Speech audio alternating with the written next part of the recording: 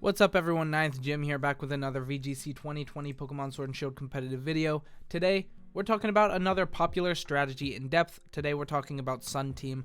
This is pretty powerful in VGC and has always been and is very strong in VGC 2020, having a lot of really strong attackers and two really good Sun Setters, and also a bunch of Prankster, Sunny Day Pokemon, three very notable ones. So in general, it's very strong in VGC 2020, has been in the past. 2017, it strived. One of the strongest strategies that you could use was that Lilligant+Torkoal in the past, and now we have Whimsicott Charizard being a very popular lead for it. We have Torkoal Venusaur being very popular now in Season 3, and it's really good. So let's go ahead and talk about it. So what exactly is it? Well, you set Sun with Sunny Day or Drought, and then you use Pokemon like Charizard that take advantage of it with Solar Power, or Venusaur type Pokemon that have Chlorophyll, and then you just become really, really powerful off of that, have a lot of boosts, and do a lot of damage and very fast. So let's go ahead and talk about some of the Pokemon. So Sun Setting. So the main way that we see Sun Setting is Drought ability, which is the ability that whenever you bring the Pokemon in, whenever it enters battle, it activates the Sunny Day for a few turns, which is very, very strong. We see Torkoal and Ninetales as main Drought setters. It's very good. This way you don't need to use Sunny Day as an attack. They're attacking Pokemon. They'll do a lot of damage, and they're just very strong Pokemon in general. Ninetales not being as strong as Torkoal. Torkoal packs a huge punch, but is unbelievably slow, so a lot of the time you'll see that accompanied with a Trick Room engine, where Torkoal is kind of the lead of that Trick Room engine, or not like, you're not going to lead it, but it's going to be very strong against, like, it's going to be very strong once Trick Room is active. So a lot of the time you'll start Torkoal to set the Drought and then switch it out and then use like Venusaur. So a lot of times you'll lead Torkoal, Venusaur, and get really, really fast off of Chlorophyll and then do a lot of damage or sleep things, which is very, very good. These Pokemon can also be attackers, so we see Torkoal attacking a lot, but then we also have Ninetales that has a couple of attacks, like things like Heat Wave, and then also coverage moves available as well. Both are very good, and both are good, Yeah, cool. So yeah, Ninetales plays more of a fast team, and Torkoal, if you have a Trick Room engine, Torkoal will be most likely the choice. Torkoal is a lot more popular. It's very, very strong, and under Trick Room, it becomes insane. Next, we have our Prankster Pokemon, Prankster Sunny Day Pokemon. This is Whimsicott Sableye, Leopard, other Pokemon. Of course, there are other Pokemon that have Sunny Day, but don't have Prankster. But as far as Prankster Sunny Day goes, it's very good. This way, you can guaranteed get your Sun up before you use any other Pokemon. This is good for a couple of reasons. So the main thing about Prankster Sunny Day being better than Drought, or they're different, obviously not one is better because they both have their pros and cons, but this, your opponent can't just switch turn 1 into something like Tyranitar and reset weather, because you're going to be able to attack. So if they switch, set weather, and then you attack with Sunny Day, there's nothing they can really do about it. You can use Prankster Sunny Day, so you can use Prankster Sunny Day and then attack with a Pokemon almost immediately, because Charizard is very fast. Now the only things that can really interrupt that is if your opponent uses a max move in front of the Charizard, but naturally Charizard's faster than most Pokemon. Things like the Excadrill and Tyranitar, like, you're going to be able to just move first because of the Prankster Sunny Day, which is very, very good. So it makes these Pokemon really, really strong. We also have Leopard and Sableye. Don't want to just hog all the love as Whimsicott. Whimsicott is naturally one of the best Prankster users because it also has Tailwind and Fake Tears, but the other Pokemon do have their benefits as well, like Sableye has Quash, and then Leopard has like Fake Out and stuff like that, so that's very good. All of these Pokemon are really good. They're also very supportive, but the main downside is that they have to use an attack turn 1 to set Drought instead of just Drought, or to set Sunny Day instead of Drought just activating Sunny Day as soon as it brings in. So those are some of the strongest Sun setters. Pokemon to take advantage of that Sun.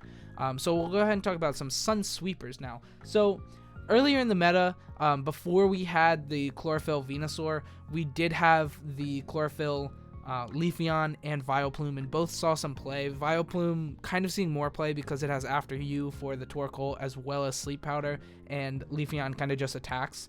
Although it is very strong and very fast, but it's pretty frail and will kind of just die. So a lot of the times you'll see Focus Sash on the Vileplumes just so that you can guaranteed get something like a Sleep Powder off. which is like kind of bad because, you know, Sleep Powder misses sometimes. So these Pokemon like didn't see as much play as Venusaur is now, just because Venusaur is so powerful. Let's go ahead and talk about why Chlorophyll is so powerful. Well, first off, it doubles speed when you're in Sun, when Sun is active. This is insane. This makes the Venusaur usually 264 speed, which is faster than most Scarf users, most Swift Swim Pokemon. A lot of main Pokemon is faster than Dragapult and every other Pokemon without any boosts or anything. This is really powerful. Double speed is insane. And then you also have Sleep Powder and strong attacks, so these Pokemon can really do a lot of damage, as well as just interrupting your opponent and their Dynamax and everything by sleeping, which is very good. And then we also have the Leafeon just doing a lot of damage with really good max moves. Like it has Iron Head, or it doesn't have Iron Head, it has Iron Tail and Dig, so it's able to get max Quake and max Steel Spike to benefit all of your stats. And it also, does it get Peck? I'm trying to think. I don't think it gets max Airstream. That would be crazy. But yeah, it's very strong. They can all be very good attackers while also putting in really strong support attacks. Next, we have Solar Power as the next Sun Sweeper kind of Pokemon. We have the Charizard and Max Charizard, Gigantamax Charizard. Both have their perks. We'll go ahead and talk about Solar Power first and then the differences between the two. So what Solar Power does is it increases your damage by 1.5 times, all your special attacking, but you do take Life Orb damage at the end of the turn, which is 1/8 of your maximum HP. This is pretty relevant, especially since a lot of the time you'll use Life Orb as well. So you get Life Orb 1.3 times, and then Solar Power 1.5 times. So you're dealing an insane amount of damage. You have multiple stacks, and then Sunny Day giving you an additional 50% damage on your fire type attacks, and then also Stab. You're really just hitting so hard with Charizard or Gigantamax Charizard. You're gonna typically Dynamax this Pokemon, and it's just going to be insanely powerful. Now, the main difference between the two is, of course, Gigantamax Charizard gets its certain G-Max move, its special attack that's unique to itself, which is the 1/6 of their damage every single turn. So it's essentially like it traps them in and it doesn't trap them in. It deals damage at the end of every turn to every non-fire type monster Pokemon that your opponent has. This is really powerful. It deals a lot of damage, and throughout the 5 turns that it's active, you can actually like take multiple knockouts. Focus Sash is a thing of the past. Like if you use this attack on a Whimsicott, then the Whimsicott would die in the end of the turn, like any Focus Sash Pokemon. So this is really powerful. Solar Power, or the attack is very good.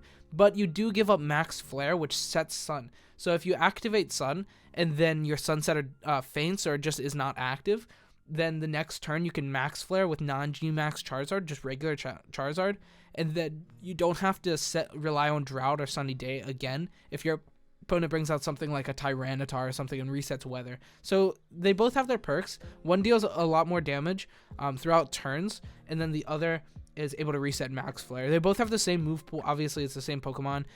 But yeah, you can really pick which one is powerful. We didn't have the Solar Power as G-Max Charizard earlier in the meta, but it did take a first place at Dallas Regional.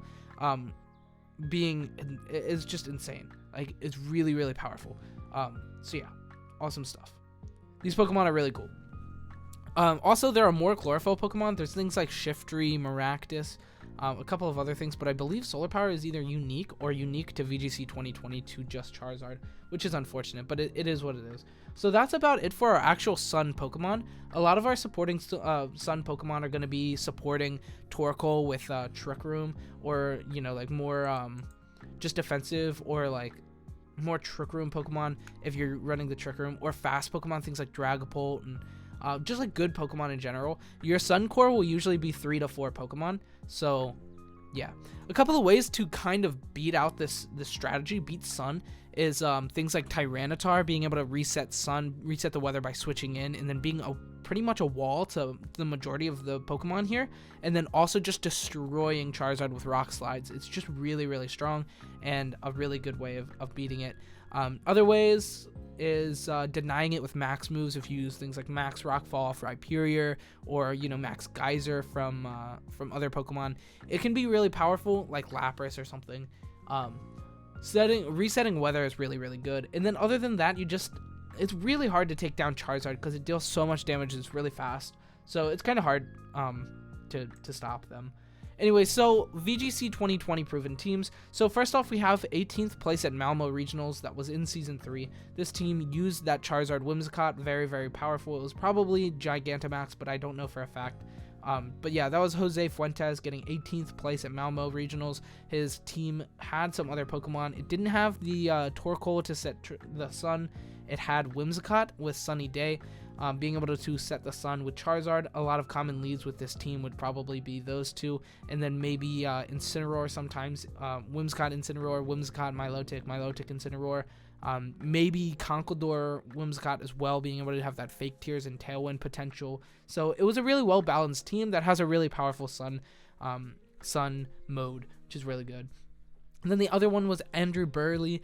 He got 3rd place at Dallas, playing the Whimsicott Charizard as well as a Sun Trick Room mode, but not using Torkoal. Very interesting to not use Torkoal, but he has that Butterfree Bronzong lead to almost guarantee the setup of Trick Room, and then Rhyperior in the back just to take out everything else, and it was pretty strong. 3rd place at a big regional. Actually, I believe that was the biggest in-person regional that we've ever seen, so getting 3rd place to that is a really, really big feat. So that's it for our 2020 proven teams. Of course, none of these are actually with Venusaur. And Venusaur was one of the biggest upgrades to this with Season 3. So definitely keep a lookout for some more Sun teams in the future, because there will be more. Next, we have some history of Sun teams. So the most powerful method of Sun in the past, in 2017, was and ignore the Gen 8 VGC there, because I just made it in Showdown. But yeah, it was really powerful. The Sun team was very powerful with Lilligant+Torkoal. That was the most powerful method of setting Sun and utilizing it. This was really, really good. Being able to have After You and Sleep Powder off of the Lilligant. A lot of leads are going to be Lilligant+Torkoal. You're going to protect with Torkoal and then sleep something, and then you're able to follow me, or you're able to After You and Eruption everything, and it's really, really powerful. A lot of these will consist of also having Trick Room Pokemon or Trick Room setters. So you see the Porygon 2 there, and the Oranguru being able to set Trick Room, and then Hariyama and Snorlax being able to destroy everything once Trick Room is set. So that's really, really powerful. Next we have Juhuan. I definitely messed up that name. Juan? What if it was just Juan? I don't know. Sorry. We're gonna say Kim. I'm sorry, man. I messed up your name. I made it sound really bad. But yeah, he got 2nd at Athens. Oh yeah, the first one was 1st place at Madison. It was junior division, so it was a less of a people pool, but it's still a really powerful team. And then next we have the 2nd place at Athens in 2017. This was in the Masters division, the regular age range. That makes it sound bad. 16 plus age range. It's very, very powerful. It had the Lilligant+Torkoal team, as well as having Bulu and Lele, Nihilego, and Gyarados. A very strong team, and this was one of my favorite teams. I remember this happening. VGC 2017 was a really fun time in Lilligant+Torkoal. That was actually the first strategy I made in VGC 2020, or in VGC 2017. So that's why, you know, I like the Lilligant+Torkoal so much. Anyway, that's about it for this video. So if you like the Sun teams, like this video and subscribe. If you don't like them, still like and subscribe. I don't know. Like and subscribe is what I'm saying. Thank you so much for watching, and have a good weekend. Have a good week. Stay safe in this hectic world we have. Goodbye.